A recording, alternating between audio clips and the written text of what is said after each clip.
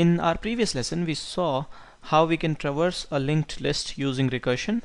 We wrote code to print the elements of linked list in forward as well as reverse order using recursion. We did not actually reverse the list, we just printed the elements in reverse order. Now in this lesson we will reverse a linked list using recursion.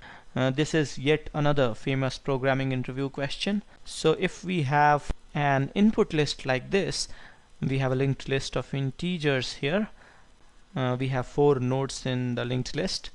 Each rectangular block here with 2 partitions is a node. First field is to store the data and another to store the address of the next node. The second field stores the address of the next node. And of course we will have one variable to store the address of the first node or head node. We name that variable head. We may name it anything. I have named it head. So this is our input list, and after reversal our output should be like this. This variable head should store the address of the last node in the original list. The last node in the original list was at address 250, and we will go like from 250 to 150, 150 to 200, 200 to 100, and 100 to null. Null is nothing but address 0. We have already seen how we can reverse a linked list using iterative method in one of our previous lessons. Let us now see how we can solve this problem using recursion. In our solution we must reverse the list by adjusting the links, by reversing the links, not by moving around data or something. So let us first understand the logic that we can use in our recursive approach. If you remember from our previous lesson where we had used recursion to print the list backward, print the elements in reverse order, then recursion gives us a way to traverse the list backward.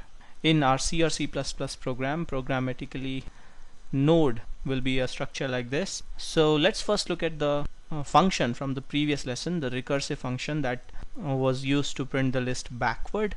To this function we pass the address of a node. Initially we pass the address of the head node, and we have this exit condition. If the address passed is null, then we simply return, else we make a recursive call and pass the address of the next node. So main method will typically call reverse print, passing it the address of the head node, and this guy will first make a recursive call, and then when this recursive call finishes, then only it will print. So I'm writing RP as shortcut for reverse print.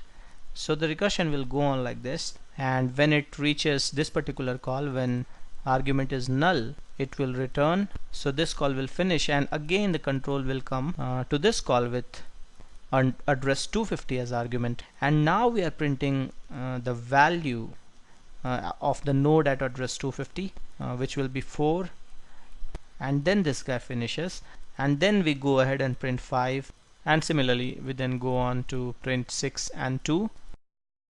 So recursion kind of gives us a way to first traverse the list in the forward direction and then traverse the list in the backward direction. So let us now see how we can implement reverse function using recursion. Let's say, for the sake of simplicity in implementation, that head is a global variable, so it is accessible to all the functions.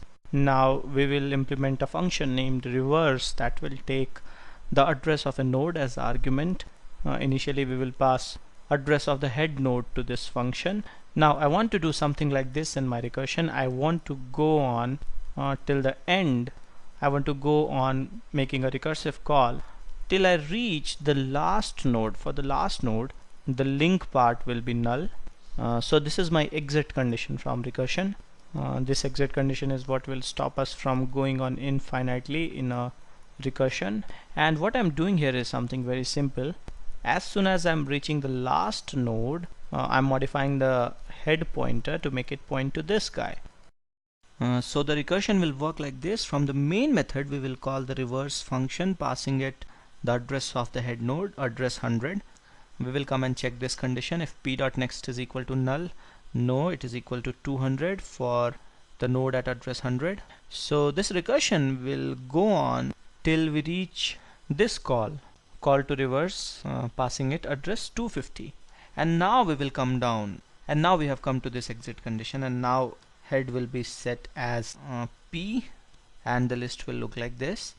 And now reverse 250, the call to reverse 250 will finish and we will come back to reverse 150. There is no statement here after this recursive call to reverse function. If there were some statements here, then they would have executed now for reverse 150 after we would have come from reverse 250, and that's how we actually traverse the list in reverse order. If you see, when reverse 250 has finished, the node till 250 is already reversed because head is pointing to this node and the link part of this node is set as null. So till 250 we are already reversed. Now when we come to 150, we can make sure the list is reversed till 150 when we finish the execution of reverse 150. To do that, we can write statement like this. We will have to do two things. We will have to cut this node and make this guy point to this guy. So we will build this link, and we would have to cut this link and make this guy point to null, and that's how node till address 150 will be reversed after we finish this call. So I've written these 3 lines in my function that will execute after the recursive call. So they will execute when the recursion is folding up and we are traversing the list in the backward direction. So when we are executing reverse 150 and we have come back to it after recursion, we are at this particular line. So P would be 150 and Q would be P.next. So Q would be 250. So this guy is P and this guy is Q, and we are saying that set Q.next is equal to P. So we will set this particular field as 100. So we are building this link and cutting this link, and now we are saying that set P.next equal null. So we are building this link, making P.next null, and now this call to reverse 150 finishes, and when this call has finished, the list till 150 is reversed. As you can see, head is 250, so from 250 we will go to 150, and 150, from 150 we are going to null. So till 150 we have a reversed list. So this is how things will look like when the call to reverse 200 finishes. Till 200 we have a reversed list, and once again we come to execution of reverse 100, and this is how things will look like finally when reverse 100 will finish and we will return back to the main function. We had seen in the previous lesson that how things will happen in the memory when recursion executes. In recursion we save the state of execution of all the function calls in stack section of the memory. In this function all we are doing is basically we are storing the addresses of node in a structure as we go forward in recursion, and then we first work on the last node to make it part of the reversed list, and then we once again come back to the previous node and we keep doing this. Watch the previous lesson for detailed explanation and simulation of how things will happen in the memory for recursion. There are a couple of more things here.